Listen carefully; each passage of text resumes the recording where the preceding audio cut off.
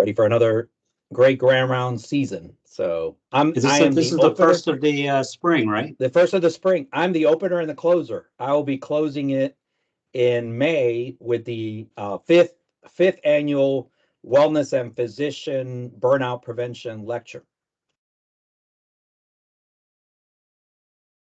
Burnout lecture. I feel like that should be in the middle of the year. This one should be in the beginning of the year. The joy of internal medicine. Yeah. I have to. Okay. We'll Yeah, burnout is a real thing. If we're renewed for season 2, we can have season 2 be the opening of the next academic year. So if we're renewed for season 2, we have to see how the ratings go and other things go. So, gosh, the ratings. I remember when I was a kid, the Nielsen Blue Books they got sent out.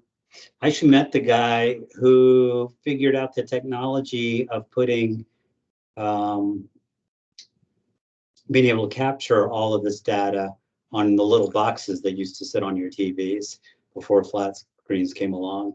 Incredible. I never understood how those Nielsen ratings behaved. How did these people know? This guy owned a big boat. He made a lot of money.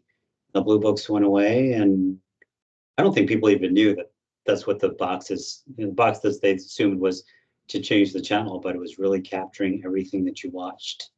Scary. They already knew. All right. 12:01. What do we want to do? Do we have a quorum? Let me see what we got. Attendance looks great. We can get started.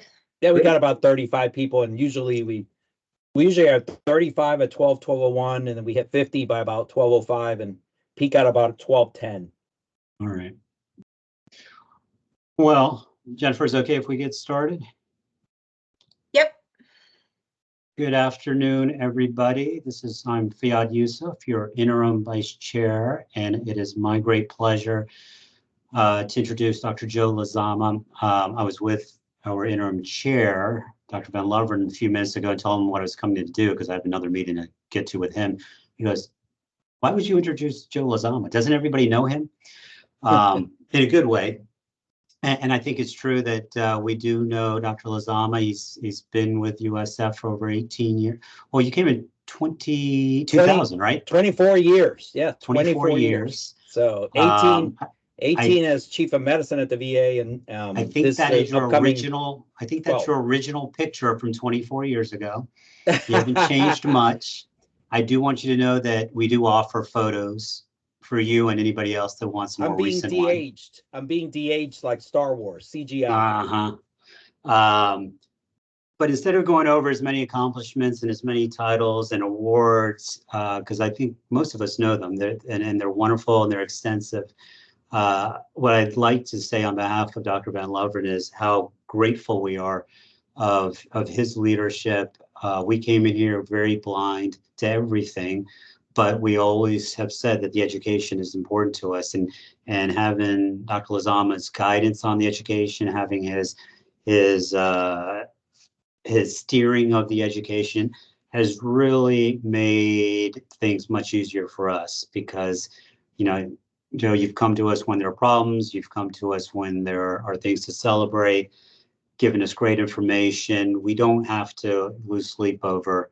We probably don't lose sleep over much, but we don't worry too much about the education portion because we trust Joe, we trust all of our program directors.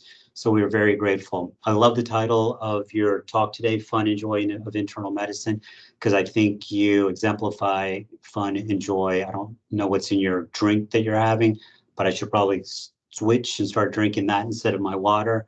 If for no other reason than to have your enthusiasm every single day.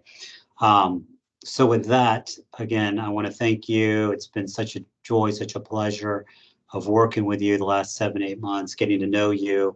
Your enthusiasm has no bounds here. So continue working hard for us, please. And look forward to hearing your talk today. Absolutely. Thank you. I really appreciate the kind words, Fiad. And feelings are mutual for working with you and Harry and with the entire administrative team of internal medicine. So everybody here knows how much I love this department of internal medicine. That's why I've been here for 24 years. And I love internal medicine. And hopefully today I capture a lot of that joy and excitement, maybe get folks recharged as we start a new year and really get everybody revitalized as to, again, what is the spectrum and the joy of internal medicine? What drew me to internal medicine back in the days where I was a young University of Florida medical student was just the depth of knowledge. There's dermatology, there's neurology, there's orthopedics, and then there's the oddities and the joys, the history. Internal medicine just seemed to capture so much of that and really fed into a lot of my intellectual joy. I really see internal medicine not as a job. I see it as a vocation. I see it as a calling. I see it as a hobby. I see it as a pastime, and, people used to joke, for me, it was Mountain Dew, Hall & Oates, 80s music, internal medicine, and baseball. That those are sort of the components, and that sort of drove me and created the Joe Lezama that I am. So today's objectives are to see that fun and joy that is internal medicine, really to have us turn back the clock on that passion for internal medicine learning, because the pandemic, COVID-19, technology, computer documentation, so many factors, I think, are have tried to jeopardize that over this last generation, over the last 20 years. And to be able to see that keeping this love of internal medicine, this passion, is what's going to be the number one thing to fight burnout. Yes, there's a lot that I talk about in my annual wellness lectures and different types of playbooks and different types of cabanas and all kinds of terms, but really gets to having that passion for learning internal medicine, passion for the bread and butter, for the zebras, for the things that fall between the bread and butter and the zebras. That is what's going to keep that burnout away. And to develop that intervention to include, and that passion, from established attendings to young attendings to fellows, residents, medical students, even maybe the college interested person in medicine. That is what we're going to be after. Next slide. So I have no disclosures other than I just love internal medicine and I love this department. Again, in 2024, burnout remains extremely high. Doximity surveys show that. Gastroenterology, even specifically, one of the two highest specialties of any in the medical field with the highest burnout rate. We're looking at a possible deficit of 120,000 physicians if this burnout and retirement continues by the year 2030. It's from the Journal of American Physicians, JAMA. And again, burnout leads to poor quality care, access loss, productivity lost, and increased suicide rate, even if no depression or anxiety, which again, I'll go over in my annual wellness lecture. But this is why we have to have a passion for really driving the love of the game of internal medicine. Next slide. Again, some of the things that in being able to sit with so many people in the American College of Physicians, which is just, like I said, what a great group of human beings, not only great internists, but great human beings in the American College of Physicians. It has been just a great honor to be part of ACP. And we've talked about that. Seems like the fun and joy, we need to set back the clock, that each of us has to sort of, put on a fun and joy members only jacket to try to get everybody back in this stead. We've been noticing decreased conference times throughout a lot of university programs, not only decreased conference times, but decreased attendance, not as much of a journal club presence. A lot of things have stayed virtual, and right now we're being virtual. Again, we have financial austerity stuff that we have to follow, but when there's an opportunity for in-person and virtual is being held, and folks are multitasking at a time where they should be enjoying. So hopefully you're not multitasking right now. Next slide.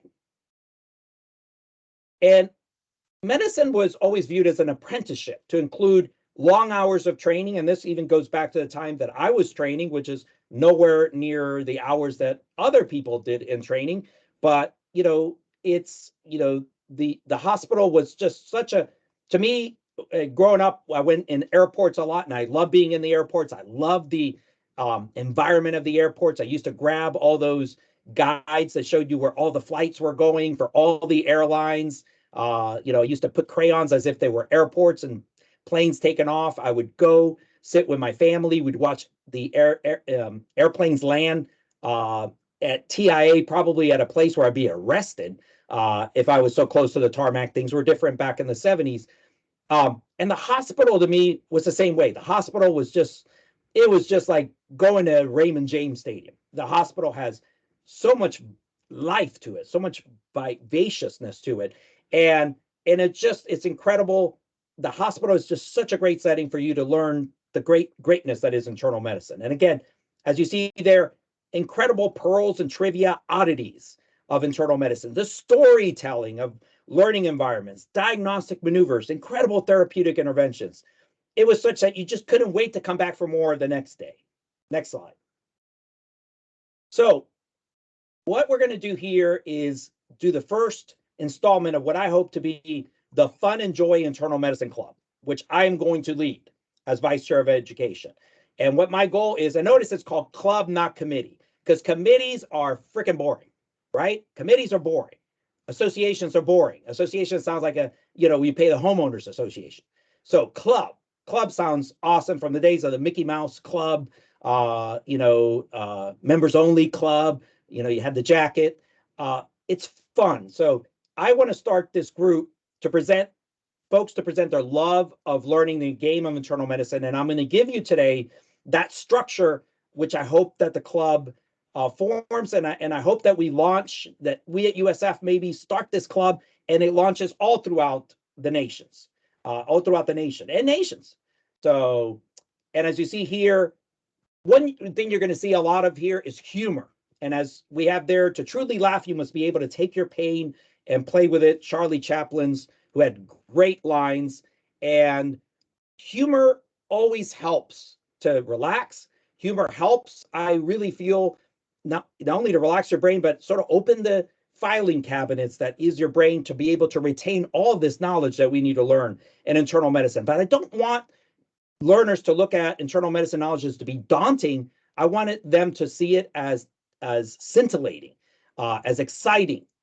And next slide. And so I learned this from my heroes for humor and learning as a baby doc, as a baby student. So on the far left in the white coat is Dr. Jay Lynch.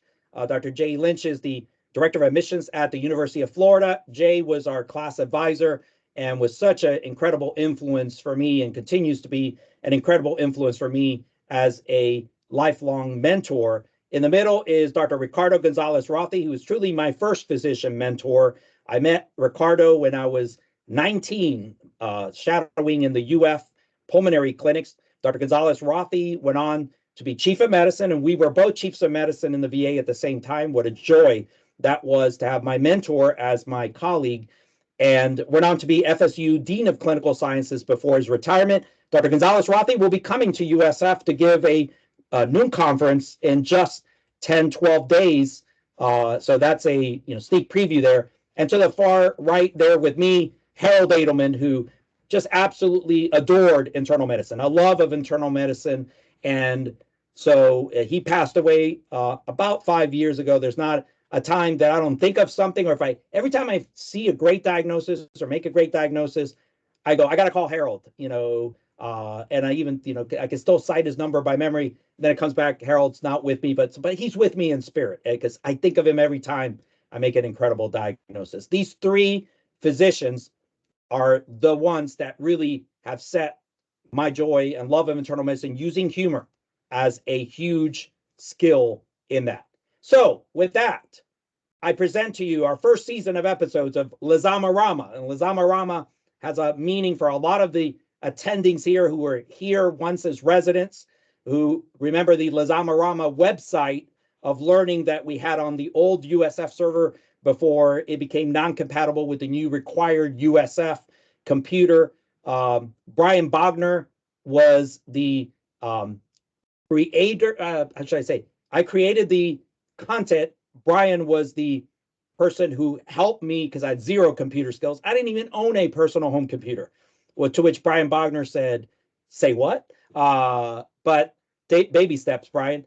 Brian just absolutely built this website and put all my content on there. And it was just an absolute joy to do that. And so now we bring back Lezama on this USF's new streaming service, which you already got in Netflix.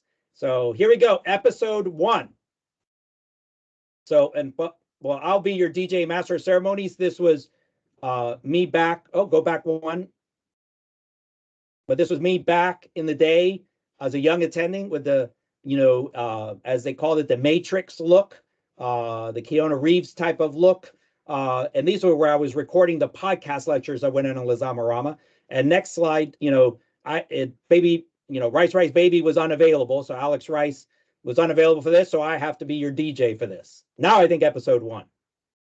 Oh, not yet, but just want to make sure that caffeine levels are high here. You see the door of fame behind there, which includes above the very long Mountain Dew.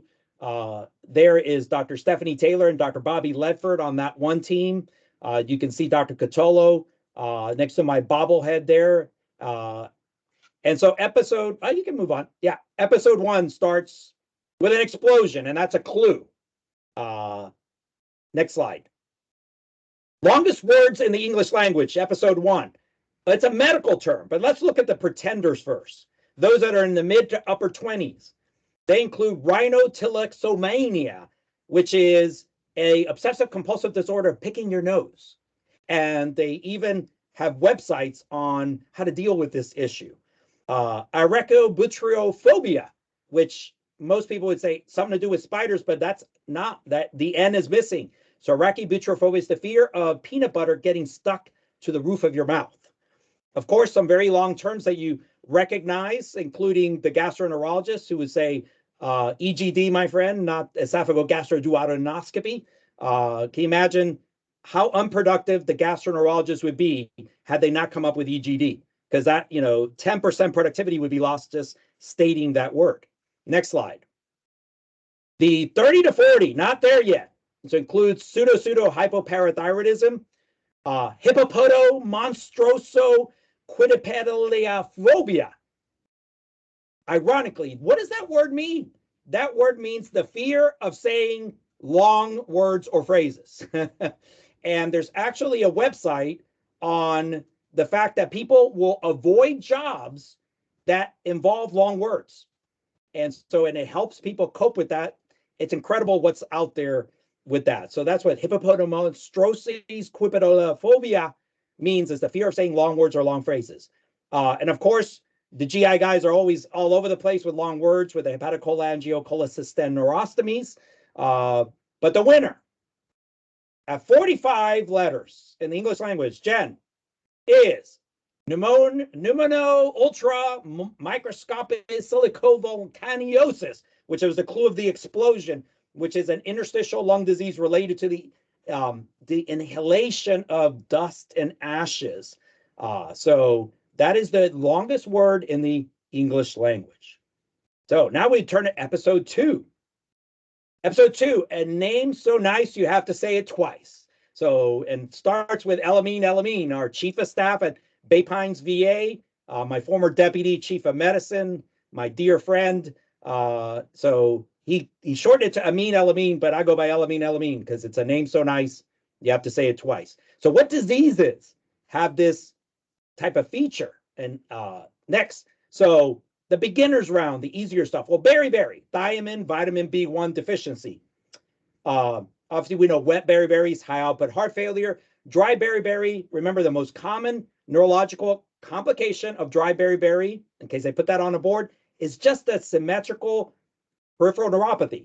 It is not some of the flashier diagnoses that they might put there on a board test. It's just a symmetrical peripheral neuropathy. Then I like to teach some basics, and that's why I love internal medicine, is a lot of times you go for the flashy when the less flashy is the more common. And then there's a Loa parasite. That, of course, is a filariasis organism, a filariasis worm, most commonly from West Africa, the rainforests. And Loa is translated as worm. All right, so don't overthink it. Somebody gives you a question, go, I don't know, worm. Yeah, correct. So Loa, of course, is, as you see the picture there, it loves the conjunctiva of the eye.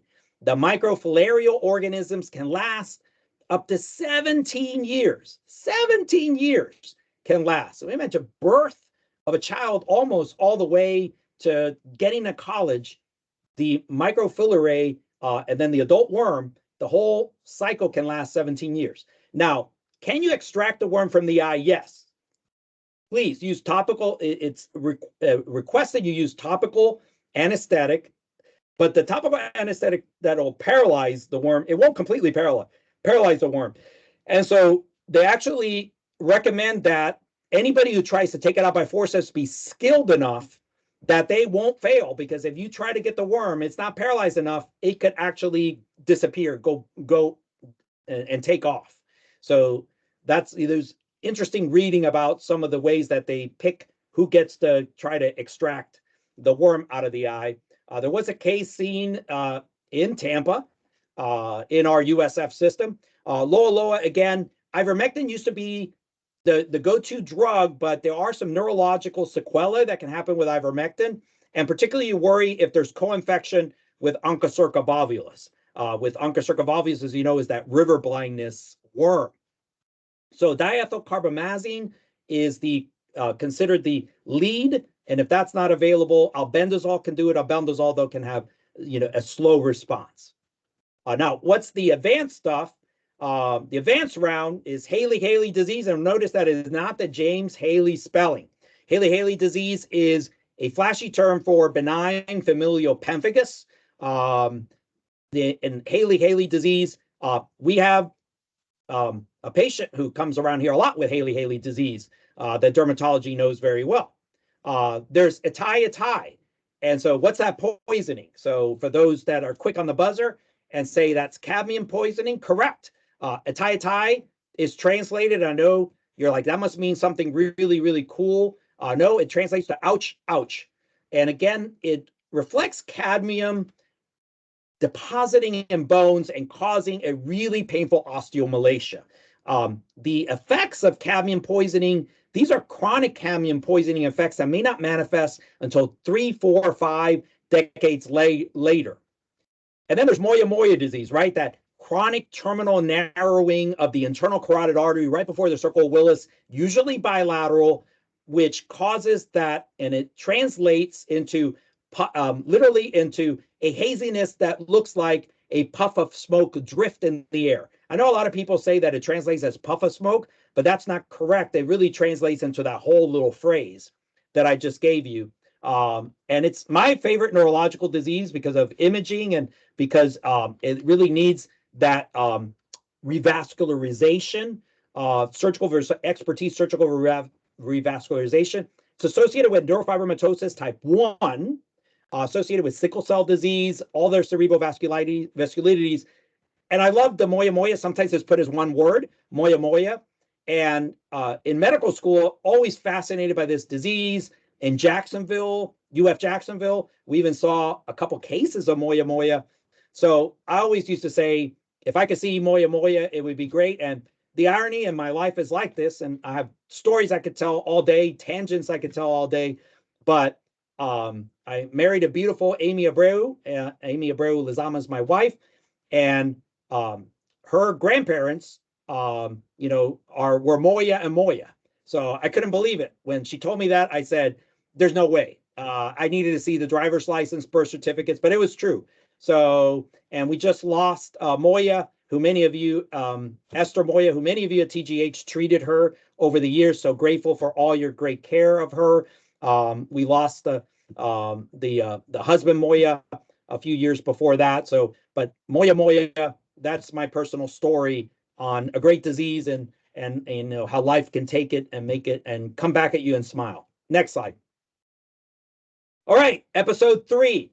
So famous duos in medicine that inspired other duos, right? Turner and Hooch, the classic 1989 movie, and Hall & Oates, now they're fighting against each other. It's, how can this happen? It'd be like Dr. Altus and I getting in a fight, that type of stuff just can't happen. So the famous duos, I'll go over a few in episode 3 next.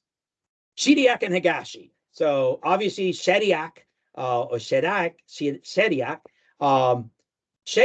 obviously very near and dear to my heart. He is a Cuban physician of Lebanese descent. Actually had a medical school classmate who was directly related to Dr. Shediak. And then Higashi, a Japanese or Chinese pathologist. And so this disease, which involves an abnormal lysosomal signaling trafficking receptor protein, will lead to these giant inclusion bodies that you're seeing on the smear.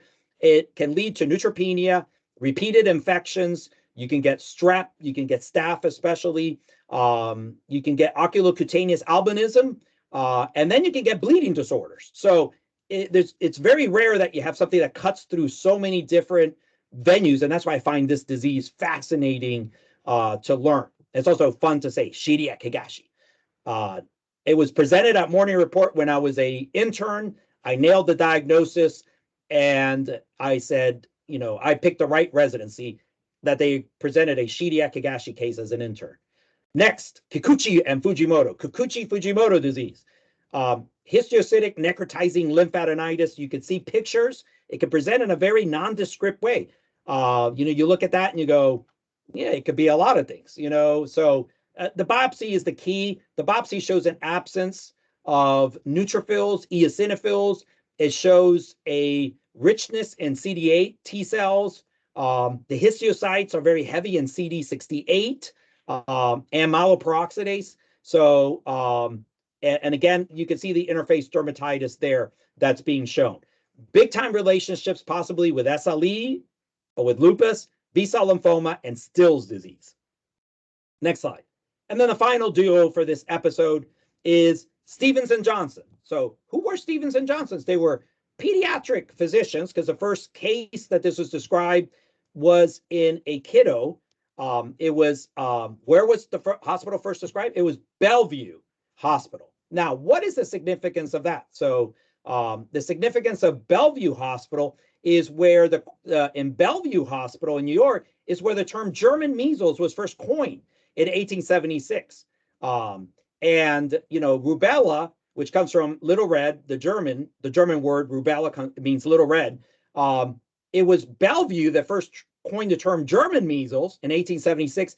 And this was first described as hemorrhagic measles by the same hospital, Bellevue Hospital, not the same docs, but Bellevue Hospital. And then they found the different pathophysiology. Then they found the biopsies and as such that this was a completely different disease along the lines of course, toxic epidermal necrolysis, Stevens-Johnson's syndrome. So it's interesting history. Pediatricians are who Stevens and Johnson both were pediatricians. All right, we move to episode 4, secret identity syndromes. And again, my favorite Spider-Man is Tobey Maguire, even though I love all of the Spider-Man actors. Tobey Maguire still, because he just fits the perfect picture of the geek. Nobody would think that guy would be Spider-Man. And so with great power comes great responsibility. So what are some secret identity syndromes, and what is episode 4 about? Episode 4 is about some of these diseases that have so many damn different names. Complex regional pain syndrome. That's CRPS. It's not CPRS at the VA. A lot of times people say CPRS. No, that's the computer where you log in your stuff. CRPS. It's also known as causalgia. It's also known as reflex sympathetic dystrophy. The diagnostic test of choice is a nuclear medicine 3-phase bone scan, right? Where you look for that delayed uptake, delayed imaging uptake, which is classic for complex regional pain syndrome. Then there's, of course, histiocytosis X, also known as eosinophilic granuloma, also known as Langerhans cell granulomatosis. And the next step in this disease is smoking cessation, just good old smoking cessation. Eventually, lung transplant may be needed. Another one with secret identities, epidermal cysts or inclusion cysts or infundibular cysts. You see the picture is that central punctum to the lesion, which cheese-like material would come out when lateral pressure applied. So I love finding things in medicine that have all these different names. You know who loves it? The American Board of Internal Medicine, because they can just switch out on you which term they use every year. Episode 5 in our series is catchy terminology. So deja vu for those seizure-like episodes. Amelanotic melanoma, and I give you a couple pictures of what you wouldn't normally think is a melanoma. The one in the bottom, you might say, could that be an angioma? But it's too plump for an angioma. And the key is also noticing that the lesion is changing over time. When in doubt, biopsy, right? You're not going to harm anything. If you just see an angioma that doesn't look like every angioma you've seen, biopsy it. That's a clue. Look at the other at the top. That looks like a scar. That looks like a scar with a little nevus. Be sure you ask your patients, do you remember injuring yourself in this area? They go, no, never. Then, be suspicious. And when in doubt, biopsy. Other catchy terminology.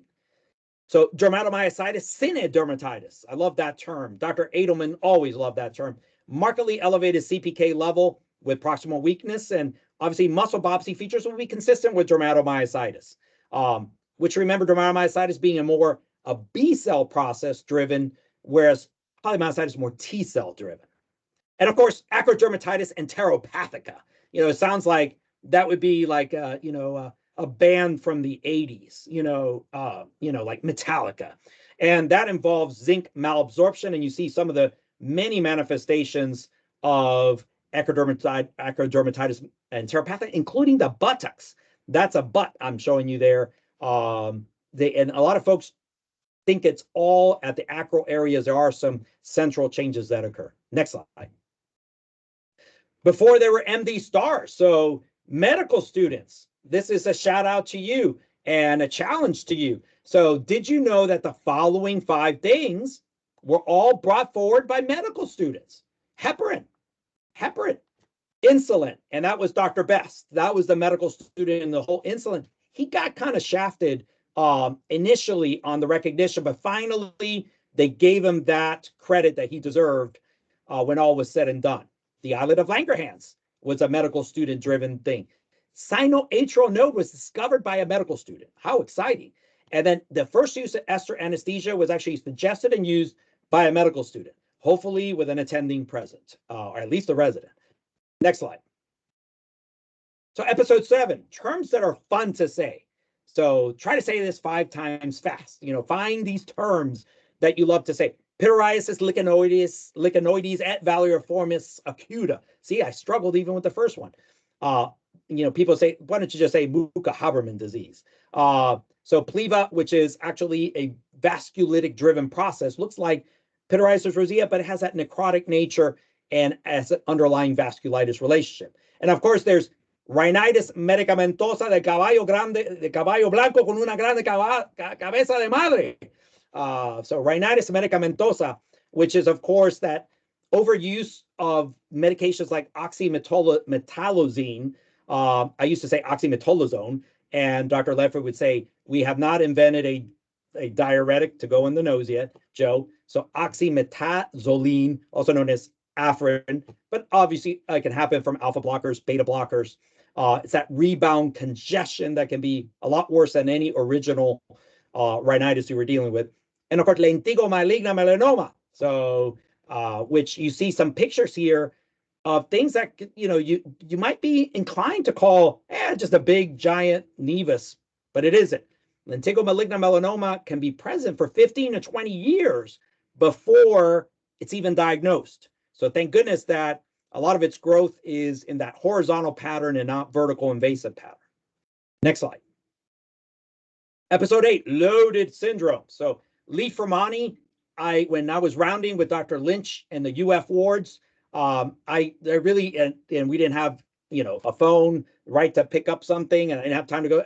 I thought for sure, because I loved the Olive Garden back then, all those breadsticks, I thought it was spelled Leigh-Fermani. So I actually wrote that in the chart one time, which people laughed and said, no, Joe, it's actually spelled like this. So it's a deletion of tumor suppressor gene chromosome 17, laryngeal, ovarian, adrenocortical tumors. Notice not adrenomedullary tumors. That would be pheochromocytomas. Pheochromocytomas are not seen in Leigh-Fermani syndrome. I almost said Leigh-Fermani again. Leigh-Fermani syndrome.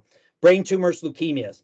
Of course, thrombotic thrombocytopenic purpura with its multiple manifestations, as you see there. Again, remember, normal PT, PTT, one of the diagnoses you never want to miss because it is so treatable, but you've got to make that diagnosis or there will be some long-term sequela. Next slide, including death.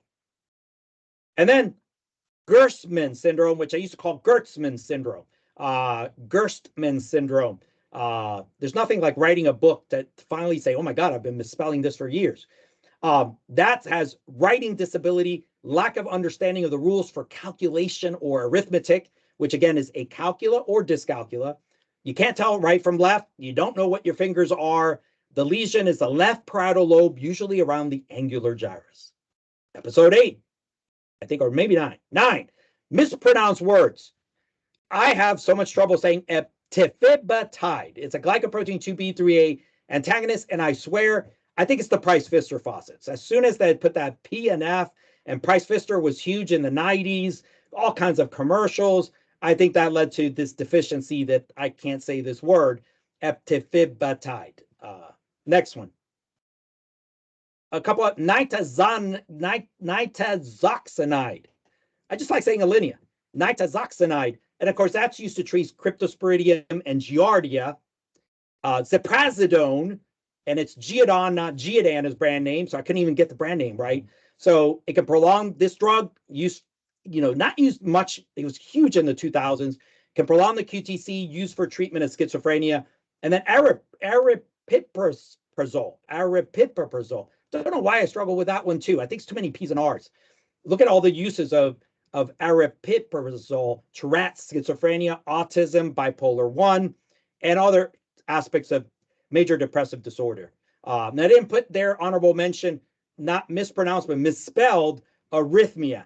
I've never seen the word arrhythmia misspelled more, and I think the EP docs love I think people go into EP if they can spell arrhythmia. I think that should be like the entrance exam, for fellowship, is they just give them a piece of paper and they say spell arrhythmia. Next slide. So episode 10. These things really exist. Charles Bonnet, not Lisa Bonet from the Cosby Show, Different World for those grew up in the 80s TV with Cheers.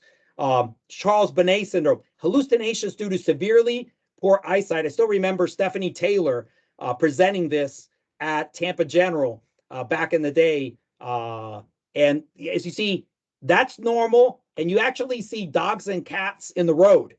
And you're not crazy. It's just your severe eyesight, your brain substitutes for the lack of what your eyes can see. Incredible. Charles Bonnet syndrome. Next slide. And then I love this slide because I love the guy going like this. But confabulation is not malingering. It's not lying. It's an actual word commonly seen in thiamine deficiency states. And, it's a memory that's false or distorted. And I love that, why would I lie? I love the words coming off the page, and I love the superhuman reaching for a car. But this captures, I think this is the best drawing to ever, be done for a medical term, because it just made me laugh, and it was extremely informative. So, all right, it's halftime. So, not yet. They're almost halftime. But also there's ghost clefts of cholesterol emboli syndrome. There's the pathologist that reads it. That pathologist, young pathologist in the image there sliding out. There's haunted people syndrome, an actual medical term. And then there's actually skin popping. And that's from IV drug use. And of course, buzzer check. So secondary amyloidosis is the condition you got to worry about from chronic skin popping. All right, now it's the halftime show. So, and that's brought to you today by our USF Internal Medicine Jeopardy Club. 7 titles in the last 18 years. Note there's 51 internal medicine programs in the state of Florida. What a joy. What a team we have had for these 18 years, and more to come. This is motivation for the team gearing up for the semifinals in March in the great city of Orlando. Next slide. And so let's look back at the Jeopardy teams of note, and there's so many, but we don't have time for that halftime show. We got a few minutes there. So there's the Mazzarolo, Lezama, Whitaker, Troya. That was in Sarasota, that picture taken as they took the 2005 state championship. Then, of course, the dominators for many years. Ledford, Kelly Aller, who looks like she's right out of high school in the picture. Francisco Toronto, emergency room physician here at the VA with me. I mean, this group, to include Stephanie Taylor, which also intercalated into the group, they won 3 to 4 titles in a row, just dominating. And then the newer kids on the block, there's a team after this, that also won a title that includes Catherine Robinson on our faculty. But these guys got it going again, Juhi Katzman, Tara Seiko, and Martin Guerrero. And then, of course, also sponsoring this event, the 25th anniversary celebration of medicine pediatrics. As you see there, Dr. Altus, Phil Altus, our former program director, 1974 through 2004. So 30 or 1970, 76 to 2004. Phil would correct me for exact dates. So the great class of 76, the NFL, great class of, the NFL had the great class of 83. We had at USF the great class of 76 with Phil Altus being one of those quarterbacks. John McCormick's on the faculty still. He was an inaugural member. So is Neil Goldenberg, who's standing in the back with him. He's at Johns Hopkins, and both are doing outstanding work. Also part of that class, Boise Honeycutt and Manish Shah, who you see pictured. Next slide. And of course, no halftime show is complete. This is actually something the residents, and now many of them are attendings, now are fellows. They created a Lezama bingo board where, as I went through morning report, they each had cards, and if I said something about the night, just see how many ones you already get here. Drops a nickname in the mid-90 in Mountain Dew, GI Clinic, second level tangent. I think I've hit a lot of these already. So Jeopardy there, I have not bashed an outside hospital. You haven't got to my big fat Greek wedding yet, but I always find this endearing. This makes me laugh so damn much. All right, next slide.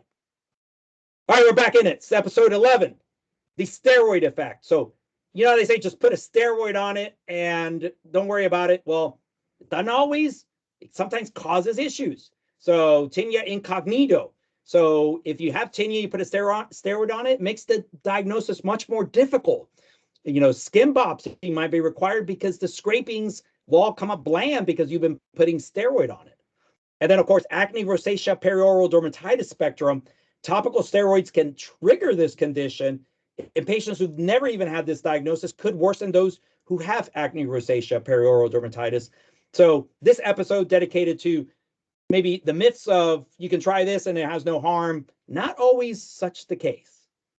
For episode 12, cities with disease names. And we start with ours, Tampa. Yeah, baby. So von Willebrand's disease type 2B, Tampa. It's a bleeding disorder with enhanced ristocin-induced platelet aggregation with the absence of the large von Willebrand factor multimers.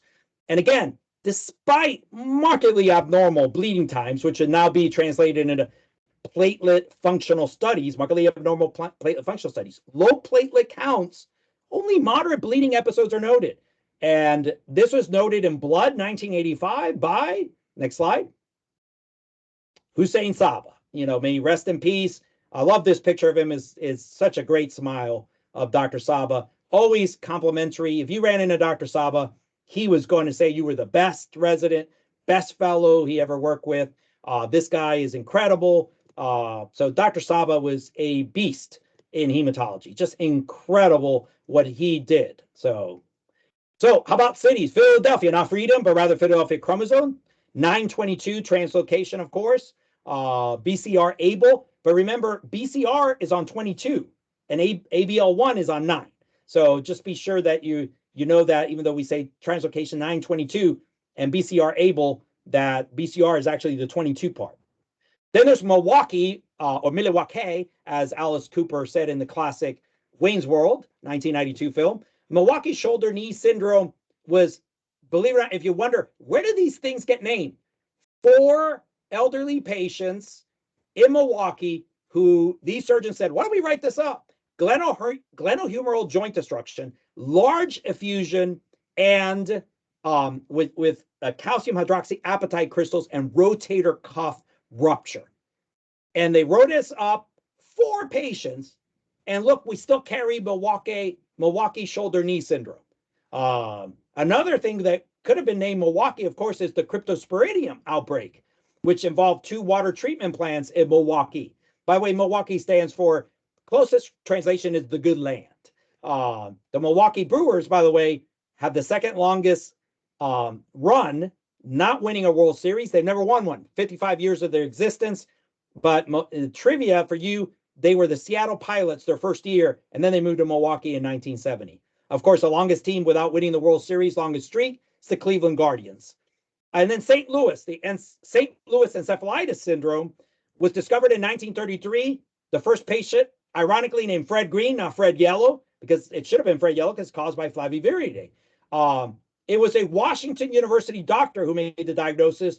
And this is ironic because there's such a strong rivalry between Washington University and St. Louis University, SLU. And SLU is actually the center that's known for all of their advances in vaccines, Zika, H1N1, for example. But it was a Washington University doctor who made this diagnosis. You see the Gateway Arch there, St. Louis. SLU, St. Louis University, is the first medical school west of the Mississippi that opened in 1831. First cardiac catheterization west of the Mississippi, also done at SLU. So some extra trivia for you. Episode 13, I think we're up to cosmic terms. So we know satellite lesions. Did you know Saturnine gout, which is lead-induced gout, is named, the way it's named is because lead is named after the Titan of Saturn. So that's how the whole Saturnine, gout term came up. Lead will increase gout. And that's one of the things you should worry about is lead poisoning. If you have unexplained gout, you should be really thinking about, is there any chance that there could be some type of lead ingestion here, especially in young people who shouldn't be getting gout. Derm loves, the terms with a halo nevus. ID has their eclipse phase or eclipse period, which you can read there is the time between that infection by the bacteriophage or a virus and the appearance of the virus within the cell. We have the sunburst pattern of osteosarcoma. And of course, Dr. Prida would be upset if I didn't mention the starry sky appearance of the heart on echo in amyloid patients. But of course, a dad joke trivia, because I'm a proud parent of 3. What is the celestial body most often cited in the human body? Of course, that would be Venus. Get it? Venus, Venous. I know, it's bad. Next episode. All right, dad joke trivia, I warned you. All right, episode 4. How about unusual variants of disease? Miller-Fisher variant, which is that ophthalmoplegia, which can lead to diplopia, ataxia, and then depending on what you read, areflexia or descending paralysis, because most of the time Miller-Fisher variant, it is the ascending paralysis is the way that Guillain-Barré goes. So Miller-Fisher variant is a GBS variant, and usually only 5% of the Americas, Europe, have a Miller-Fisher variant, but it's much higher in Japan, probably related to GQ1B antibodies is likely related. And I'm it's one of the few things that GQ, how can you forget that antibody? Interestingly, if it's caused by H. influenza, diplopia seems to be the leading guy. If it's caused by C. jejuni, they get blurred vision, but they don't have diplopia. And if it's caused by CMV, they get like all of it. So it's just that's why I love medicine. So fascinating that there's variants within the Miller-Fisher variant. Of course, we have catastrophic antiphospholipid syndrome, which is, as you see, 0.5 to 1.6% of all cases that from the NIH. And that is, of course, the catastrophic stroke that you can get out of this. And that's why pregnant patients who have catastrophic APS history will be continued on Coumadin because the risks outweigh the benefits. The benefits outweigh the risks, the other way around, Lezama. And then we have cyclical Cushing's disease. Cushing's disease is a disease that affects 1% of the population, and 15% of that has the paradoxical Cushing's where it behaves like a pheochromocytoma. You have periods where steroid is not being produced, and then you have periods where steroid is being produced traumatically. And you usually can irritate or disturb this by doing a dexamethasone suppression test, which tends to turn on the cyclical nature of the Cushing's disease. The timing of inferior petrosal venous sampling is the key to diagnosis. And either following it with salivary gland cortisol levels that tell you it's high and then you should do the test the next day, or actually being lined up with the IR guy to jump in there to make this diagnosis as soon as you get symptomatic. So this is near and dear to my heart because I made this diagnosis. I made it in my wife. who had this. Again, I am indebted to USF Neurology and USF ENT, who saved my wife's life in doing the pituitary surgery. The tumors are so small, they're not seen on dynamic MRI imaging. It is truly an internist diagnosis. And I had to have USF Neurosurgery and USF ENT trust this internist. And then we can get into that you should be a family member and not a physician. That's a whole nother grand rounds. But this diagnosis was not being made without me as the internist. But again, Dr. Tabor, Mark Tabor, Dr. Raul Oliveira, eternally grateful for them. And I believe in USF. USF is where I take my family members because I believe in what we do. I believe in the excellence of our College of Medicine. Next slide. And then early presentations of disease to be on the lookout for. Unexplained peripheral neuropathy, plasma cell dyscrasias, bilateral carpal tunnel. You can see some of the really cool diagnoses that having these things that thinking about, tongue pain could be a coronary artery disease. So we've seen people here with, lateral tongue pain end up having 3-vessel heart disease. Next slide. So, and then recurrent hypoglycemia. We know about gastric and colonic carcinomas with the lesser Trellat sign with the severe keratoses. And then early onset alopecia in the young, think hypothyroidism. And of course, never miss a tendon xanthoma. Don't send a tendon xanthoma to dermatology. So they send it back to say, I ordered an LDL for your patient already. You may want to look at familial hypercholesteremia. Next slide. And then some presidents and celebrity diagnosis, just real quick. I think it's fun to get the context of medicine. So JFK, President Kennedy had Schmidt's syndrome, which is AI with hypothyroidism. That's this perpetual tan was because of underlying Schmidt's syndrome. I put the UF reference. Ben Hill Griffin had hemochromatosis. And then Howard Taft has severe sleep apnea. And of course, he was the only person to hold 2 major positions in history. And that, of course, is president and Chief Justice of the Supreme Court. There should have been 2 people. The second person should have been Thomas Marshall. But it did not happen because Edith Wilson actually took over for Woodrow Wilson after Woodrow Wilson had a lot of strokes. It was not defined well when the vice president would take over for the president. The president had to either die or resign from office during the tenure. And Woodrow never did that. And so it is believed that Edith Wilson indeed ran the country during that time. And so Thomas Marshall was vice president, never got to be president. So next slide.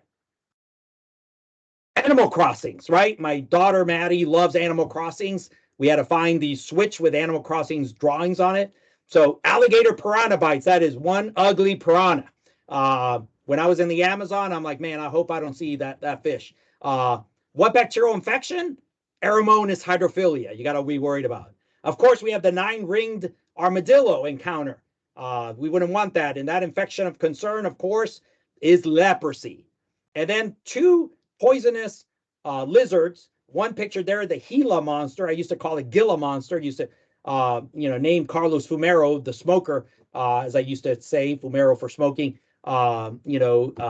Carlos would sometimes, come up with such crazy things. I would say, you're like a Gila monster. So there's the nickname if you haven't had that in bingo. So there's 2 poisonous lizards. One is the Gila monster. And for those who don't know the second, it's a Mexican beaded lizard. So the Mexican beaded lizard, which look at how well it blends here. Can you imagine if you sat on this thing?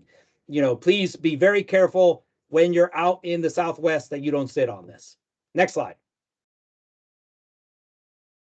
So episode 18, Shades of Medicine. So you can see different things that you got to be worried about. Look at beta carotene poisoning, which you see in the hands up there, that it could look like jaundice. It's actually not jaundice, it's pseudo jaundice is the term for it.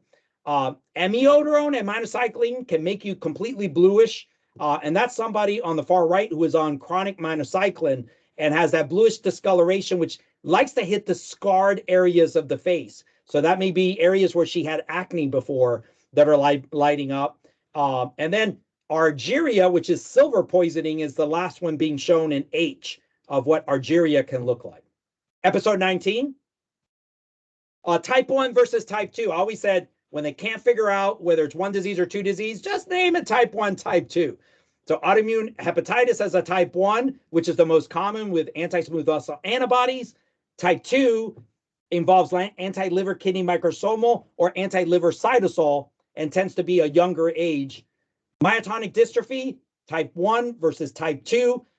Type 1 or type 2 involves more of a proximal weakness. Type 1 more of a distal weakness. Both can have, but type 1 tends to be the one most associated with that, a hand grip that you can't let go. There's cardiac conduction defects that can be in both. Tends to be more in type 1. So that really the pattern of weakness is what really distinguishes myotonic dystrophy from type 1 and type 2. And myotonic dystrophy is a form of muscular dystrophy, of which there's 32 types. HRS, hepatorenal, type 1 and type 2. Type 1 is more abrupt. Within 2 weeks, you lose 50% of your renal function. Your creatinine usually goes above 2.5. Your EGFR drops below 20. Type 2 is more of a chronic, slow-moving thing. Both are treated same way, renal transplant. And renal tubular acidosis, which also has a type 4. All right, now, the final episode, which we'll get to here, numbers. We close with a bang. So let's run through some numbers. First of all, they hate 3. Look at the diabetic new treatments, GLP-1, SGLT2, and DPP-4. Renal tubular acidosis, types 1, 2, and 4, because they said 3 is really normal, and it's not really an RTA. Even polycystic ovarian disease, we can't round up to 3, 2.5 to 1. And cranial nerve 3 lesion. What a negative connotation. Your eye is down and out. So poor 3. 3 is just getting dissed. All right, 180. The usual number of minimum days to treat pulmonary nocardia. First case I ever saw as a as a third-year med student was nocardia. And so I've always been fascinated with nocardia. Septra, first thing. 99.25. That's our pass rate in the internal medicine boards over the last 5 years. We kick butt. Awesome. Next, 95. Sensitivity to antimicrobial antibodies in detection of PBC. 90. If you go beyond 90 on nifedipine, you likely need another drug. You can go to 120, but the great internist recognizes that 90 equals a call for a second drug. Next. 79.25. This is the average life expectancy now in the world. So I want to beat that by a lot. So next slide. 70. That's about the number of questions you need to answer in the ABIM to pass the test. So this is a reminder, it is game time for third years. Let's do it. We're going to pass the board. 60. Maximum likelihood of CAD being caused by a genetic factor with the reference there. And then more cardiology, Xavier Prida, courtesy of J.R. Prida, sudden cardiac death. 50% of all cardiac deaths are sudden cardiac death. 50% may not kill you is the first cardiac event. And 50% of the years lost due to heart disease come from sudden cardiac death. That is telling. Next, 45. That is the latest estimate for Cohen syndrome, having just an aldosterone producing adenoma, which causes primary hyperaldosteronism. Keep it going. 35. The maximum percentage where pheochromocytoma is inherited. And you see the mechanisms that can be inherited. Keep it going, Jen. 20s of colon cancer. This is a really call for many of you to remember, go get screened. So look at this, so scary. It's so even, and it shouldn't be this way. So let's make this a push. Let's take that extra time with our patient to really push colorectal cancer screening. Next slide. 10, the amount of pheochromocytomas felt to be bilateral. How many people present with a classic renal cell triad? And the size of a gallbladder polyp that should necessitate removal of the gallbladder. But remember, it's any size if there's underlying cholelithiasis. Next. 6, the cutoff for a kidney stone that will pass on its own. 4, the usual size of an adrenal tumor in centimeters that triggers adrenalectomy. Next. 3, the disc number in medicine. So 3 here is my kids. So there's Maddie, Derek, and Caitlin. So the Lezama children at Christmas time. Next slide. 2 is the upper limit of normal for digoxin, but remember that's too high for the elderly. Dig still has a role sometimes, but watch out for arrhythmias. bidirectional VTAC is being shown on the first EKG, and then, of course, bigeminy in the second. And then 1. The most likely finding in primary hyperparathyroidism for one single parathyroid adenoma. So, and there you see the percentages of how it breaks down. So with that, I hope you've enjoyed this. And this has been the first season of Internal Medicine Flicks. 20 episodes just dropped on you. It's like Cobra Kai. It's like Ozarks dropping, but except in Ozarks, you had to wait for the second part, and you got it all today. And really, I'd love to have this club. You can go to the next slide, Jen, where people come and present their own episodes, maybe 3 to 5 minutes with everybody sort of chiming in and some take to learn that's fun. And look at how much I've tricked you into teaching you during this lecture. But it's fun, and we need to do more of this, a lot more of this. So with that, I go to the last slides, which is my wife. You know, this I found the perfect soulmate in my wife, because for Christmas she got a Funko Pop of me as an MACP now, and she even has the USF logo completely done there. So with the hair, you know, the classic gel in the hair. So, and again, you know, last slide is, you know, she's my rock, Amy Abreu Lezama. So clinical pharmacist here at the James A. Haley. So, you know, I cannot do anything without her, and she is my rock, and I'd like to thank her for always her support. So with that, I'll stop, and I hope you've enjoyed this, and I'll take any comments or questions.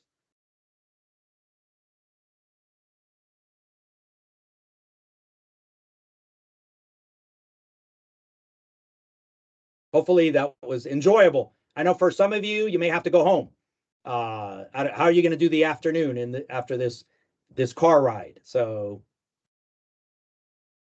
thank you, Naveen. I appreciate it. Let me see. Jen, anything in the chat? If it was slow down, I missed it. So cool. Well, I've enjoyed putting this together and delivering it. So I hope you enjoyed it as well. So have a great day, and hope to see you at our first club meeting. So members only. So we're going to get a lot of members. Take care.